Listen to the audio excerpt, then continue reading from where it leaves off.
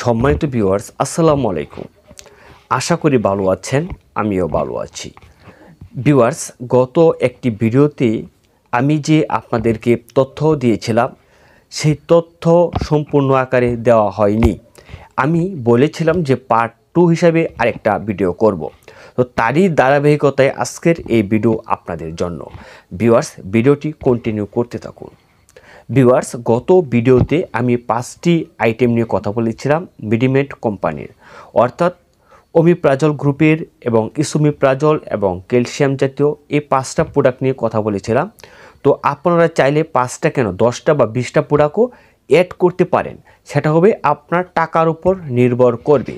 তো ভিউয়ার্স, এই মেডিমেড কোম্পানির এমপিও কিন্তু সচরাচর মার্কেটে দেখা যায় না, আমার সামনে পড়ে নাই আজ পর্যন্ত, কারণ এগুলো আন্ডাররেটেড মাল, যা সাধারণত মার্কেটে এমপিও থাকে না। তো ভিউয়ার্স, আপনারা চাইলে মেডিমেড কোম্পানির প্রোডাক্ট সিলেক্ট করতে পারেন এবং মেডিমেড কোম্পানির প্রোডাক্টের গুণগত মান কিন্তু অত্যন্ত ভালো। আমি মেডিমেড কোম্পানির কথা বলতেছি দেখে তাই ভাবেন না যে মেডিমেড কোম্পানি আমাকে স্পন্সর করেছে। আপনারা চাইলে মেডিমেড কোম্পানি বা এলবিয়ন কোম্পানি যে কোনো আন্ডাররেটেড যে কোনো কোম্পানির প্রোডাক্টই সিলেক্ট করতে পারেন, সেটা আপনার একান্ত ব্যক্তিগত ব্যাপার। তাছাড়া ভিউয়ার্স, যেগুলো মার্কেটের এমপিও নেই, অর্থাৎ যে প্রোডাক্টের বা যে মেডিসিনের মার্কেটে মার্কেটিং প্রমোশন অফিসার নেই, সেই সব প্রোডাক্ট নিয়ে আপনি মার্কেটে কাজ করতে পারবেন তা 100% নিশ্চয়। কারণ এইসব প্রোডাক্ট ঢাকা মিট ফুডে কিন্তু তারা পাইকারি হোলসেল বিক্রি করে দেয় এবং ঢাকা মিট ফুড থেকে সারা বাংলাদেশ এই প্রোডাক্ট সাপ্লাই হয়। তো ভিউয়ার্স, আপনারা চাইলে যে কোনো জায়গা থেকে এই প্রোডাক্ট পাইকারি নিয়ে আপনি সেলিং বিজনেস স্টার্ট করতে পারেন। তো ভিউয়ার্স, আমি আপনাদেরকে বলবো, যদি আপনি অল্প পুঁজি দিয়ে ব্যবসা শুরু করতে চান, তাহলে আপনার জেলা পর্যায়ে যে পাইকারি হোলসেল মার্কেট রয়েছে সেখান থেকে এই প্রোডাক্টগুলো সংগ্রহ করবেন।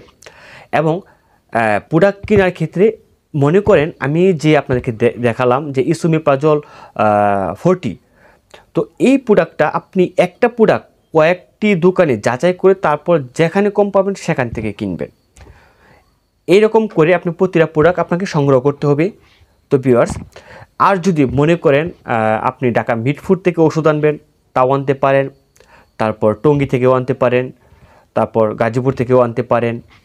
তাছাড়া আপনার বাংলাদেশের যে কোনো জায়গা থেকে ওষুধ সংগ্রহ করতে পারেন, তবে আপনার জেলা শহরে হোলসেল মার্কেট হলে বেশি ভালো হয়।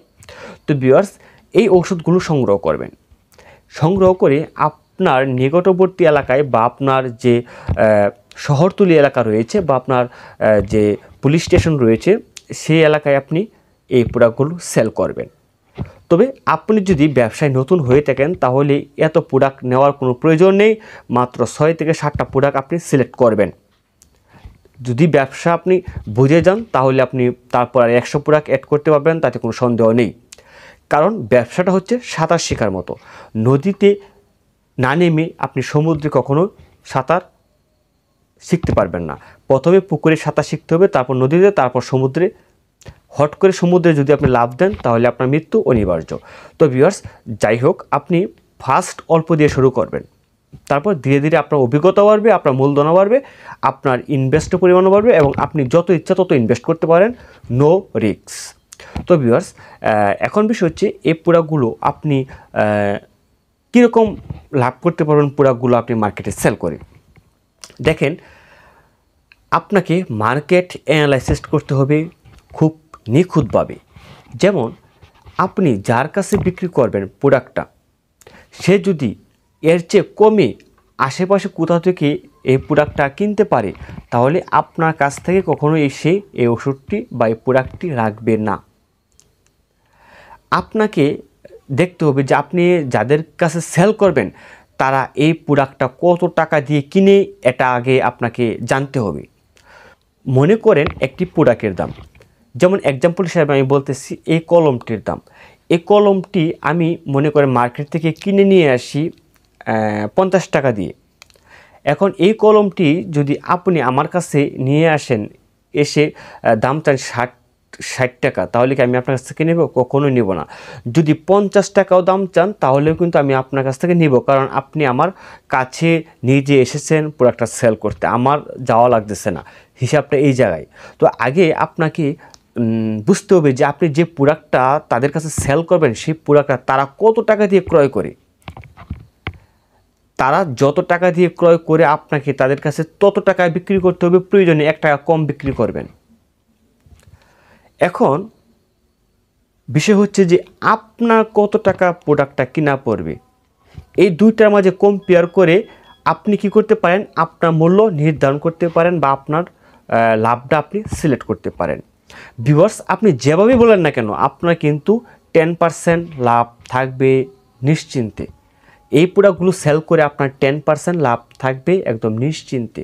তো ভিউয়ার্স, চাইলে এই প্রোডাক্টটা সেল করতে পারেন এবং আপনাকে আগে আপনার কাস্টমার সিলেক্ট করতে হবে, অর্থাৎ আপনি যে এলাকায় সেল করবেন আগে আপনি ডায়েরিতে আপনার রুট ম্যাপ করে নেবেন। মনে করেন 7 দিনে 7 রুট, এরকম করে রুট প্ল্যান করে তারপর আপনি প্রোডাক্টের মার্কেট অ্যানালাইসিস করে তারপর 5 থেকে 10 বা 20,000 টাকা প্রোডাক্ট কিনে নিয়ে এসে আপনি মার্কেটে সেল করা শুরু করতে পারেন। তারপর ধীরে ধীরে দিন যাবে, আপনার অভিজ্ঞতা বাড়বে।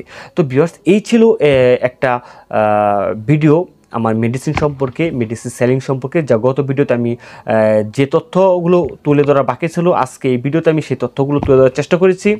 যারা আমার গত ভিডিওটি দেখেন নাই তারা ভিডিওর প্লেলিস্টে ঢুকে বা ভিডিও লিস্টে ঢুকে আপনারা সেই ভিডিওটি দেখে আসতে পারেন। তাছাড়া আমি এই চ্যানেলের আই বাটনে আমি সেই ভিডিওর লিঙ্ক দিয়ে দেবো, আপনারা চাইলে সেখান থেকেও দেখে আসতে পারেন। তাছাড়া ডিসক্রিপশন বক্সেও আমি আমার সেই ভিডিওর লিঙ্ক দিয়ে দিব। প্রথম লিঙ্ক যেটা থাকবে সেটাই হচ্ছে সেই ভিডিওর লিঙ্ক। তো আপনারা চাইলে সেই লিঙ্কে ক্লিক করে আপনারা ভিডিওটা দেখে আসতে পারেন। তো ভিউয়ার্স, যাই হোক, এখন আমি নামাজে যাব, নামাজ শেষ করব। তো ভিডিওটা আর লং করব না, এখানেই বিদায় নিচ্ছি।